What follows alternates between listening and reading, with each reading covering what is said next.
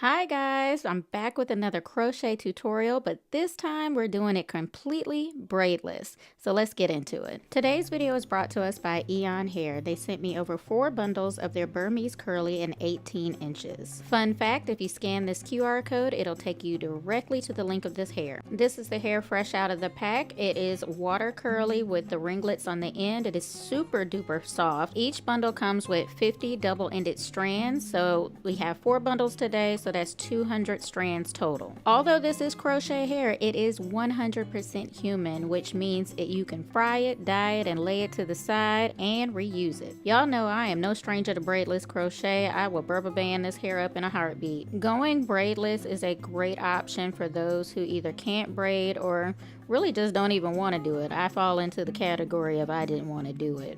But really, for me, it's all about the grip game. I can't really braid my hair to the scalp super tightly, so it doesn't last very long. So this is a great option for me, especially if I want to wear it for a while and keep all of my hair tucked away. Parting the front is super simple. I just parted it in the rows that I normally would do for any other cornrow or braid style. I did 5 on each side. Then starting from the front, I just parted boxes going straight back, and then I connected the boxes to each other. So this also falls in the category of illusion crochet, so if you're familiar with that, basically the same thing. But in this tutorial, I'm going to show you how to rubber band the whole back of the head too. Yes, those rubber bands look dry, but I've never had to oil them. Matter of fact, it's better for me to put them on dry so that they grip to my hair. And then if you want to go back and oil them up, you can after the fact. It really is up to the user at this point. And again, they do not have to be super duper tight. They just got to be tight enough to hold it in place. So now that I got the entire front of my head done, now I'm just going to connect 2 rows at a time to individual sections in the back. So you see those 2 on the side there? I'm going to connect those and create 1 row going straight backward. This one at the top, I like to have something in the middle, so I split one off and attached it to those 2 middle ones. So instead of braiding the back, I'm just going to chain link the rest of my hair in the back as flat as I possibly can until I connect the ends at the bottom, and I'll show you how to do that in a minute. So basically I'm going to have 10 rows in the front, and then I'm going to have 6 rows in the back. However many rows you do is really going to be dependent on how thick your hair is, because remember, the more you go back, the more that hair builds up and it gets thicker and thicker. So here in the back, when I got to the end of one, I would connect the previous one to the one that I'm working on. So now I have all these, I think it was 5 connected in the back. And then I'm going to finish that one on the side, and I'm going to have 2 end pieces. And instead of braiding it down, I just went ahead and rubber banded it. That's how lazy I was for this one. And once I got done with the 2 ends, all I'm going to do is hook them over and pin them. I just added enough pins that it was comfortable and I knew it wasn't going to slip out. If your hair is longer or thicker than mine, then crocheting the end through some of the hair kind of helps lay it flat as well.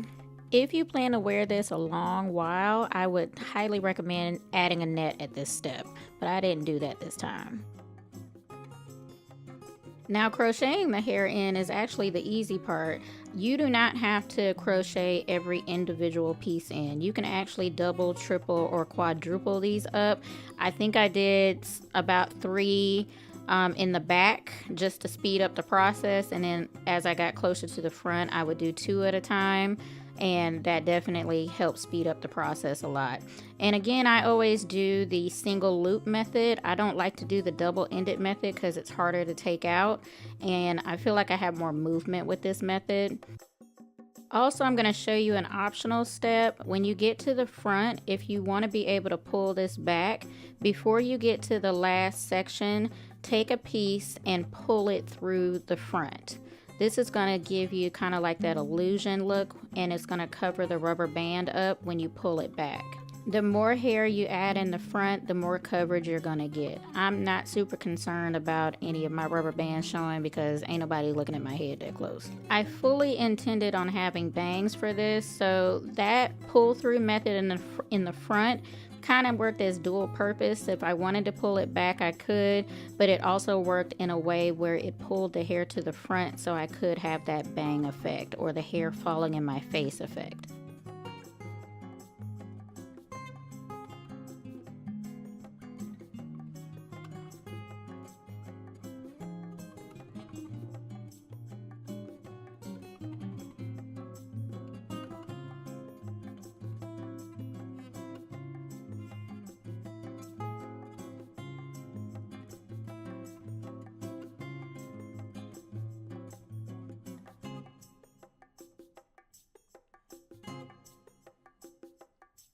Alright, so here's everything installed. Of course, when you're manipulating the hair and installing it, you're going to frizz it up. So it's on the heavier side, and this is me just trying to cut a little bang-gang. I honestly didn't know how this was gonna look. I was definitely winging it, but we gonna make it work. You'll see. I actually really adore this beautiful, bouncy, fluffy look.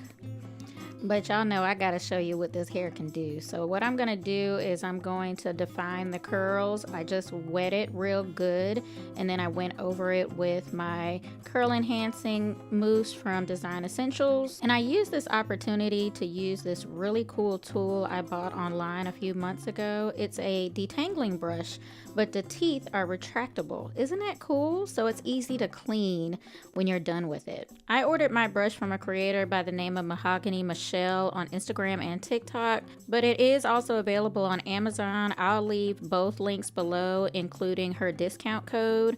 I actually bought this thing months ago, but I'm just now getting around to using it, and I am quite impressed with it. I love it.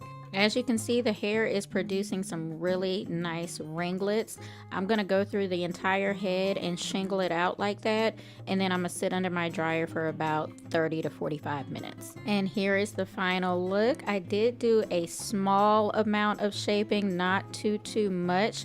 I do like how the bangs are kind of sitting to the side now. I don't normally do a middle part, y'all know that, but I thought it would be a good idea to just give my edges a little bit of a break for the next couple of weeks. With this look, I don't have to put any product in my hair, which, by the way, I didn't use any product to do this entire style at all. I did everything dry except for the little bit of oil I put on my scalp. I picked this oil up at my local beauty supply store. I've heard really good things about amla oil and rice water, so I figured it wouldn't hurt to try it. So that completes today's video. As always, if you learned something new, make sure you give it a big thumbs up and share it with a friend. Special thanks to our friends over at Eayon Hair for sponsoring today's video. All the information you need about this hair will be linked in the description box below.